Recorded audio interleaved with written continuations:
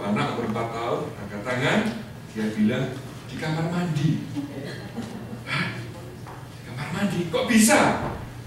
Habis setiap minggu ya, papa saya itu ketok-ketok pintu kamar mandi. Oh Tuhan, kamu masih di dalam? Oh good Lord, are you still there?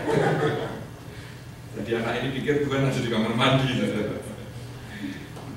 Satu kali seorang employee minta izin pulang, ya, mestinya kerja sampai jam 5, jam 2 sudah minta pamit. Alasannya mau attending funeral dari grandmanya. Oke, diizinkan sama bosnya. So paginya bosnya tanya, kamu percaya life after death? Oh iya bos, saya percaya itu.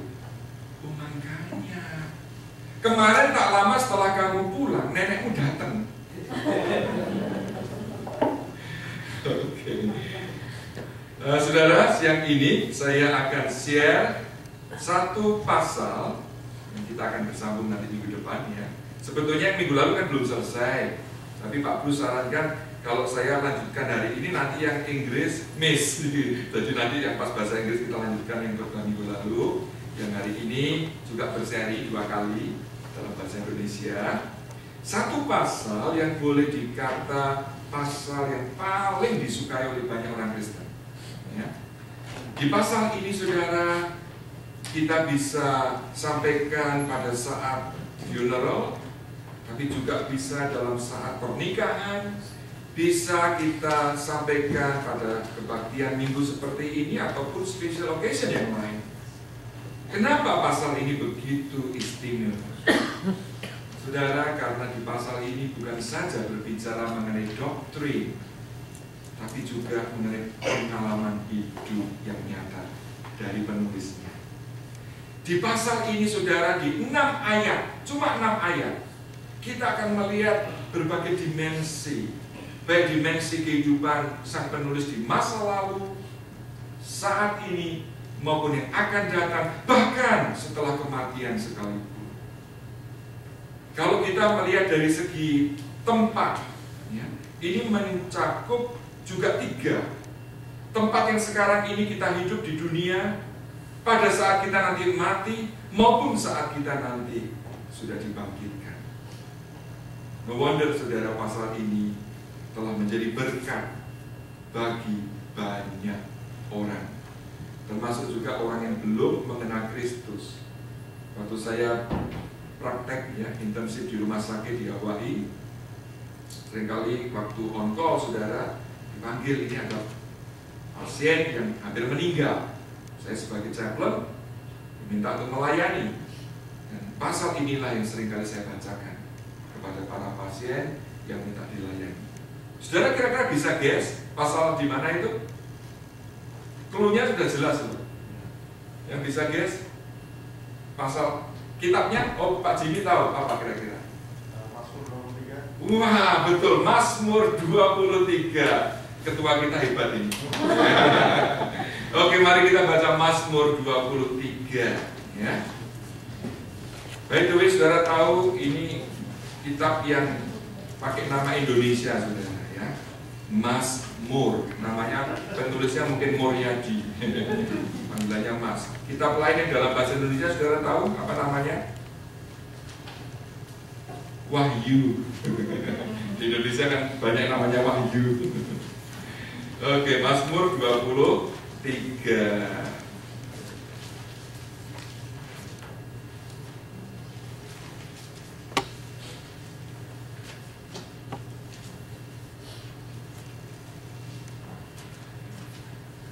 Kita hari ini akan bahas 3 ayat yang pertama. Minggu depan kita lanjutkan ayat ke-4 sampai ke-6. Mari kita baca bersama-sama Mazmur 23 ayat 1 sampai 6. 2, 3. Mazmur Daud. Tuhan adalah gembalaku, takkan kekurangan aku. Ia membaringkan aku di padang yang berumput hijau. Ia membimbing aku ke air yang tenang. Ia menyegarkan jiwaku. Ia menuntun aku di jalan yang benar oleh karena namanya. Sekalipun aku berjalan dalam lembah kekelaman, aku tidak takut bahaya, sebab Engkau besertaku. Gadamu dan tongkatmu itulah yang menghibur aku. Engkau menyediakan hidangan bagiku di hadapan lawanku. Engkau mengurapi kepalaku dengan minyak. Pialaku penuh melimpah. Kebajikan dan kemurahan belaka akan mengikuti aku seumur hidupku. Dan aku akan diam dalam rumah Tuhan sepanjang masa. Mari kita sekali lagi berdoa. Kita mohon berkat pimpinan Tuhan. Bapa, firman-Mu sudah kami baca. Kami mohon Roh Kudus menjelaskannya, menguraikannya pada kami semua domba-domba-Mu. Supaya setelah ini Tuhan, iman kami beri makin teguh. Supaya kami makin berani menghadapi tahun 2011. Karena kami tahu tidak sendirian. Karena kami tahu ada Engkau gembala kami yang baik menyertai kami. Terima kasih ya Bapa. Mohon urapan-Mu atas hamba-Mu yang menyampaikan maupun jemaat yang menerima. Baik kami di sini di English Sanctuary, di kelas-kelas sekolah minggu youth, maupun di gereja-gereja Tuhan di mana-mana. Biar firman Tuhan ditaburkan tidak sia-sia.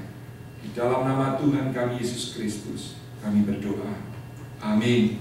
Saya harap saudara masih membuka Alkitab saudara, karena kita akan melihat ayat demi ayat. Saudara, kelihatannya Mazmur ini dibuka dengan suatu statement yang sederhana, ya, dari penulisnya yaitu Daud. Tuhan adalah gembalaku. Sederhana kan? Tuhan adalah gembalaku. Tapi saudara, di balik statement ini ada sesuatu yang menarik saudara dari pernyataan sang penulis. Kalau Daud menyatakan bahwa Tuhan adalah gembalanya, dia memandang dirinya siapa? Domba. Saudara, hari ini kalau kita membaca Alkitab, kita menemukan istilah domba, kita mungkin punya kesan yang positif, ya, terhadap binatang yang bernama domba. Kenapa? Ya, mungkin karena Yesus sendiri disebut anak domba Allah. Betul? Jadi image kita tentang binatang domba itu positif. Padahal saudara, sebetulnya domba itu ketika disebutkan di dalam Alkitab justru menunjuk kepada binatang yang tidak istimewa. Boleh dikata ketika Daud menyatakan Tuhan adalah gembalaku, yang berarti aku adalah dombanya. Dan ketika Daud menyatakan diri sebagai domba, itu Daud sedang melihat betapa dirinya itu lemah, tidak berdaya dan hina. Kenapa saudara? Saudara, dibandingkan dengan binatang yang lain, domba itu tidak punya kekuatan khusus untuk melindungi dirinya atau untuk defend. Saudara, binatang-binatang lain punya gigi yang tajam misalnya, atau kuku yang tajam. Domba tidak punya. Binatang-binatang lain punya tanduk, paling tidak bisa protek, misalnya pijan, ya, untuk melindungi dirinya dari serangan singa. Domba, kecuali yang jenis khusus, punya tanduk. Yang lain-lain tanduknya hanya kecil biasa. Binatang lain punya kekuatan kaki untuk menendang lawannya, ya. Kuda, siapa lagi? Kanguru, ya. Domba tidak punya itu untuk melindungi dirinya. Binatang lain mungkin bisa lari kencang ketika musuh datang. Domba tidak bisa. Saya lihat di sini, domba itu bukan binatang yang kuat. Domba binatang yang lemah. Bukan itu saja. Domba itu termasuk binatang yang bodoh. Coba saudara pernah lihat sirkus yang main itu domba?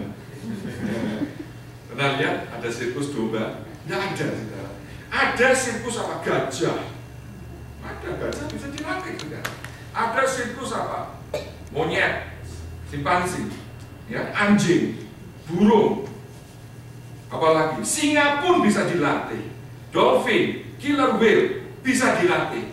Tapi belum pernah saya melihat orang bisa melatih domba, saudara. Ayo jam, dombanya bisa jam. Ada yang pernah lihat sirkus domba? Kenapa? IQ-nya rendah, saudara. Gak bisa dilatih, gak bisa diajarin untuk diberi instruksi begini begitu, gak bisa, saudara. Jadi dengan kata lain, domba binatang yang bodoh. Bukan itu saja. Domba itu, sheep are near-sighted and very stubborn. Itu bisa di seberang itu ya ada rumput hijau, tidak kelihatan, saudara. Makanya butuh ada gembala yang membimbing. Lah udah gitu sombong akhirnya, stubborn, saudara. Nanti kita akan melihat. Jadi saudara, ketika Daud berkata Tuhan adalah gembalaku, itu Daud menyadari siapa dirinya. Saudara, waktu menulis Mazmur ini, Daud masih jadi gembala atau sudah jadi raja? Sudah jadi raja. Dulu dia pernah jadi gembala. Tapi saat itu saudara, dia sudah jadi raja. Namun demikian ketika dia melihat siapa dirinya, Daud akui Tuhan, meskipun aku punya kedudukan, status sebagai seorang raja, sesungguhnya aku adalah manusia yang lemah, manusia yang tidak berdaya, manusia yang membutuhkan Engkau, manusia yang bodoh, yang tidak punya hikmat sendiri untuk memecahkan masalah-masalah yang aku hadapi. Itulah pernyataan Daud. Jadi domba itu di Alkitab bukan komplimen. Domba justru menunjukkan ketidakberdayaan, kelemahan. Makanya Yesaya berkata apa? Kita semua sesat seperti domba. Tuhan Yesus ketika mengutus murid-muridnya untuk satu mission, ingat perkataan Yesus, aku mengutus kamu seperti domba di tengah serigala. Tidak berdaya, saudara. Kita lanjutkan. Bagi Daud, siapa yang menjadi gembalanya? Ketika dia sadar dia tidak berdaya, ketika sadar dia lemah, dia menjadikan Tuhan sebagai gembalanya. Pernyataan bahwa Tuhan adalah gembalaku menunjukkan bagaimana Daud, saudara, menjadikan Tuhan itu sandaran, menjadikan Tuhan itu tumpuan kehidupannya, bahwa dialah my provider, dialah my protector, dialah my leader, bukan aku sendiri yang lead hidupku. Daud di sini merendahkan dirinya di hadapan Tuhan, menjadikan Tuhan penasehatnya, bukan bergantung pada penasihat-penasihat presiden, raja waktu itu. Dia tidak mengandalkan prajurit-prajurit yang berjumlah ribuan. Dia tidak andalkan mereka sebagai gembalanya. Menjadi sandaran Daud adalah Tuhan gembalanya. Izinkan saya bertanya pada saudara, siapa gembala saudara? Jangan bilang Pak Ben. Itu hanya fungsional saja. Siapa gembala saudara? Kekayaan saudara yang menjadi andalan. Banyak orang menjadikan kekayaan itu sebagai gembalanya, mengandalkan deposito di bank, punya tabungan besar, tenang, nyaman. Atau kepandaiannya sendiri, aku punya mempunyai pendidikan yang tinggi, banyak pengalaman,